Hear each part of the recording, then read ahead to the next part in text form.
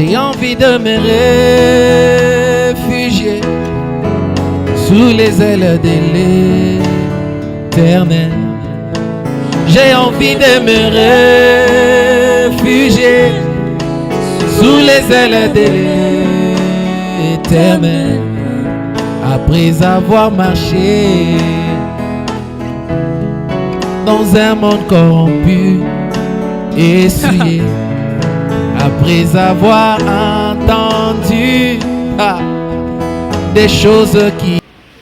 Le mystère des chants ou bien le cycle des chants, je vais donner Ézéchiel 16, verset 5 jusqu'au verset 6 et Genèse 39, verset 5.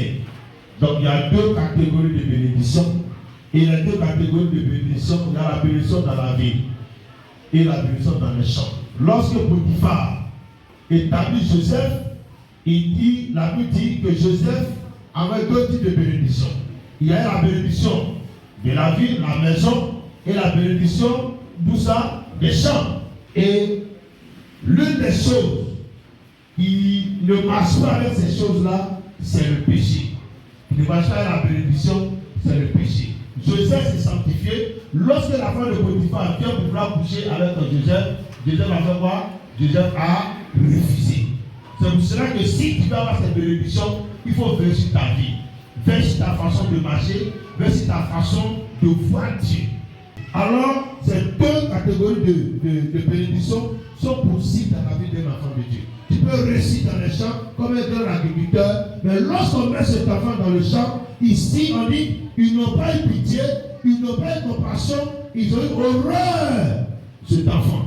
Ils ont eu en horreur cet enfant, et donc, comme ils ont eu en horreur cet enfant, ils sont allés le jeter dans le champ. Donc, ça te traduit pour te dire que cet enfant n'a pas été jeté dans un bon champ, mais dans un mauvais champ. Et si dans un mauvais champ, cet enfant a été jeté, premièrement, j'ai dit le désert. Et le désert a trois dimensions. La première dimension, c'est que le désert est un lieu de tentation du diable. C'est pour ça que lorsque Dieu, par le Saint-Esprit, décide d'amener Jésus-Christ de Nazareth à la tentation, pour être tenté par le diable, il n'a pas envoyé Jésus en ville, il a envoyé Jésus où ça? Jésus où ça? Dans le désert. Deuxièmement, le désert est un lieu aride et sec. Et de Deutéronome 8, à partir du verset 15 à 16, on dit le peuple d'Israël était dans le désert, il y avait les serpents brûlants, les scorpions, le désert était sans eau. Alléluia. Et lorsque spirituellement, on te jette dans un désert, bien-aimé, tu n'auras pas à manger, tu n'auras pas la régénération, tu n'auras pas la restauration, tu n'auras pas ce qu'on appelle le rafraîchissement. Et dans le désert, il y a un rocher qui donne de l'eau à boire. Dans le désert, il y a un rocher qui amène la manne. Alléluia. La manne, ta nourriture là, c'est dans le désert, c'est Dieu qui te donnera cela. Et le troisième type, concernant le désert, après que la tentation soit venue, ou bien le lieu sec et désertique, le lieu aride, il y a le désert qui symbole aussi un lieu d'habitation des démons. La Bible dit, lorsque, en Matthieu chapitre 12, le verset 43, lorsque nous chassons les démons vont habiter où ça? Dans le lieu aride.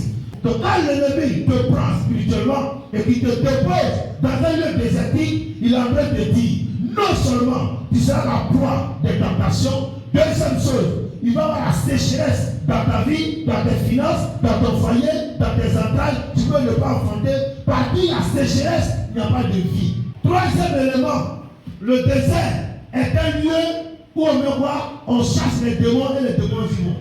Le père, ça a deux dimensions. Il y a les mauvaises odeurs, il y a aussi quoi?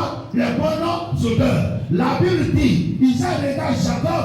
Lorsque Jacob veut tromper Esaü, il sent l'odeur de son vêtement et il lui dit que l'odeur en ressemble quoi? À l'odeur d'un champ que l'Éternel a béni. Alléluia. Par l'odeur que sur toi, on peut identifier de quelle catégorie tu es. Si tu es béni, on saura. Si tu n'es pas béni, on saura. Alléluia. C'est pour cela qu'écoutez-moi, il y a des personnes qui prennent de mauvaises odeurs. Et quand ils rentrent dans un point, ils sont rejetés. Parce qu'ils viennent de leur réussite à cause de mauvaises odeurs qui sont sur eux. Alléluia. Il y a des gens comme ça. La mauvaise odeur qui transporte, qui dégage aussi quoi? De mauvais sons. Un champ magnétique désagréable. Et vous allez voir que ce temps qui t'a donné rendez-vous pour voir dois te marier. À cause de l'odeur qui est sur toi, cet homme-là va te rejeter. À cause de l'odeur qui est sur toi, cet homme qui a décidé de marcher avec toi, de te marier, dira un jour, je ne veux plus. Pourquoi? Parce qu'à chaque fois qu'il est avec toi, il y a un champ magnétique qui est dégagé qui n'est pas bon. Ce champ dégage l'odeur nauséabonde. Que le nom de Jésus sente ton odeur, que la grâce de Dieu t'accompagne tous les jours de ta vie. Dis-le